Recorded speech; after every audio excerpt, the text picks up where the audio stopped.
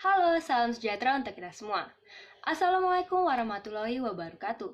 Shalom, Om Swastiastu, Namo Buddhaya, salam kebajikan. Perkenalkan, nama saya Melisa Halari Catherine Baru Nenggolan dari Fakultas Hukum Universitas Pelita Harapan. Dalam kesempatan kali ini saya akan bahas mengenai suatu kasus yang pernah sempat viral beberapa waktu yang lalu, tepatnya pada tahun 2019. Mengenai suatu kasus penghinaan, pencemaran nama baik, body shaming, dan juga fitnah. Berikut kronologi dari kasus ini. Kasus ini berawal dari hutang piutang, bahwa Tatang punya hutang kepada suami Vivi Natalia sebesar 400 juta dari tahun 2015. Dengan jaminan 1 unit apartemen, 2 kamar full furnished yang harganya melebihi dari jumlah hutang Tatang kepada suami Vivi. Dengan kesepakatan bahwa hutangnya akan dibayar dengan cara dicicil. Seiring berjalannya waktu, pembayaran Tatang atas hutangnya mengalami keterlambatan. Merasa tidak senang atas keterlambatan pembayaran hutangnya, Vivi kemudian secara emosional memposting tulisan-tulisan pada media sosial, seperti Facebook yang mengatasnamakan Vivi Natalia serta Vivi Natalia 37, serta pada akun WhatsApp grup yang bernada body shaming, penghinaan, pencemaran nama baik, fitnah, dan bahkan pengancaman kepada saudara Tatang. Banyak tulisan-tulisan ini yang tidak ada hubungannya dengan hutang. Tindakan ini dimulai oleh Vivi pada tanggal 6 Mei 2019 dan masih berlanjut sampai tahun 2020. Tatang dituduh oleh Vivi Natalia tidak membayar hutang. Tuduhan ini tidak benar karena faktanya Tatang sudah membayar hutang sesuai kesepakatan, terlampir dalam bukti transfer yang telah diberikan kepada majelis hakim. Bukan hanya kepada Tatang, ungkapan kekesalan dan makian Vivi pun merembet kepada mantan istri, yaitu orang tua ibu dari anak-anak Tatang. Tulisan dan kata-kata inilah yang menjadi bukti atas apa yang telah dilakukan Vivi kepada Tatang, sehingga ia pun melaporkan kejadiannya ke Bareskrim Mabes Polri beberapa waktu yang lalu. Kasus ini pun tengah ditangani oleh pihak Pengadilan Negeri Jakarta Barat.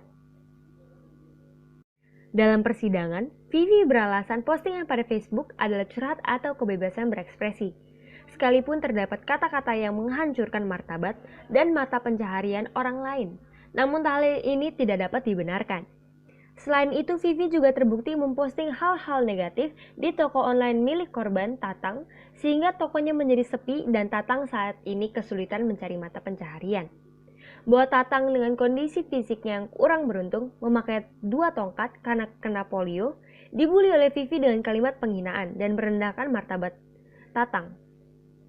Memang sebelumnya Vivi sempat beberapa kali mengajukan upaya damai kepada Tatang dengan memberikan uang kompensasi. Meskipun demikian, Tatang menolak berdamai dan berharap agar kasusnya diselesaikan secara hukum. Sebagai putusan yang dibacakan oleh majelis hakim, Vivi Natalia dinyatakan terbukti secara sah dan meyakinkan melakukan tindakan pidana pencemaran nama baik, penghinaan, fitnah, dan pengancaman, sehingga dihukum 1 tahun penjara. Namun tidak ditahan, dan sebagai gantinya masa pencobaan 2 tahun. Oleh sebab itu, Tatang meminta Jaksa Penuntut Umum Mariana Yolanda Silayan supaya melakukan upaya hukum banding karena masih berharap keadilan lebih lanjut. Pada akun YouTube Tatang juga ia memposting alat-alat bukti yang memperkuat akan pemidanaan ini, serta ia menjelaskan bahwa bagaimana Vivi telah melakukan memposting hal sedemikian rupa yang telah dilarang oleh majelis hakim, serta alat bukti yang dimana Vivi melecehkan pengadilan dengan tidak menaati perintah dari majelis hakim. Perkara kasus pidana ini telah melanggar UU ITE nomor 11 tahun 2008 pada pasal 45 ayat 3 jungto pasal 27 ayat 3 yang berbunyi demikian. Setiap orang yang dengan sengaja dan tanpa hak mendistribusikan dan atau mentransmisikan dan atau membuat dapat diaksesnya informasi elektronik dan atau dokumen elektronik yang memiliki muatan penghinaan dan atau pencemaran nama baik, sebagaimana dimaksud dalam pasal 27 ayat 3, dipidana dengan pidana penjara paling lama 4 tahun dan atau denda paling banyak 750 juta rupiah.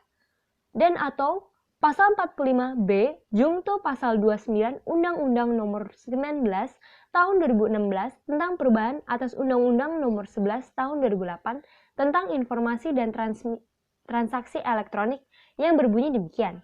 Setiap orang yang dengan sengaja dan tanpa hak mengirimkan informasi elektronik dan atau dokumen elektronik yang berisi ancaman kekerasan atau menakut-nakuti yang ditujukan secara pribadi sebagaimana dimaksud dalam pasal 29 dipidana dengan pidana penjara paling lama 4 tahun dan atau denda paling banyak 750 juta rupiah. Dan atau pasal 310 ayat 1 KUHP yang berbunyi demikian.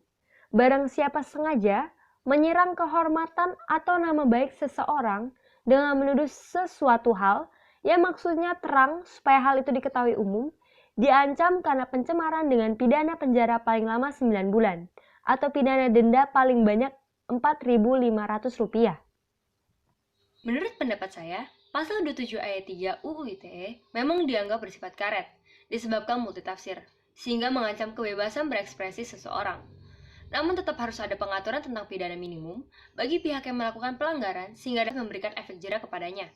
Pemanfaat teknologi informasi dan transaksi elektronik yang dilakukan harus berdasarkan asas kepastian hukum, manfaat, hati-hati, itikat baik, adil, merata, dan juga netral teknologi. Tentunya bagi saudara Tatang, ia menginginkan bahwa tersangka diganjar dengan pasal yang paling memberatkan, yaitu pidana penjara paling lama 4 tahun dan atau denda paling banyak 750 juta rupiah. Disebabkan merugikan dirinya, baik dari segi namanya yang dicemarkan, tokoh lain yang menjadi sepi, serta keluarganya. Belum lagi bukti-bukti yang mendukung yang telah dikumpulkan oleh Tatang agar saudara Vivi dapat dihukum seadil-adilnya di pengadilan. Tentunya Tatang merasa kecewa akan hasil dari putusan majelis hakim, dikarenakan menurut majelis hakim, vonis untuk saudara Vivi yang seadil-adilnya menurut hukum hanyalah 2 tahun masa pencobaan. Dapat dilihat juga bahwa pasal 27 ini adalah multitafsir, maka respon penggunaan pasal tersebut juga mungkin tidak beragam, dan pastinya juga tidak memiliki kepastian hukum. Baik mulai dari proses penyidikan, dakwaan, prosedur penahanan, prosedur pencabutan laporan, dan juga mediasi.